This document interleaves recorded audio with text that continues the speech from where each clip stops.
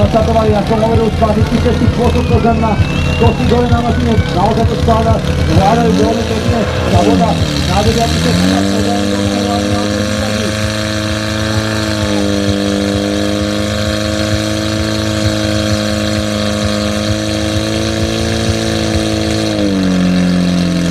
Vidíme tam problémy, samozrejme, vytvárajú na trati.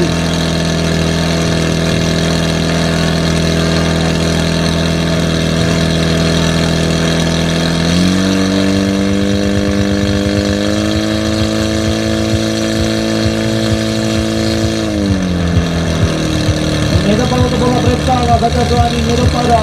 Čas to stále uteká, už sa vidíme 55 sekunde.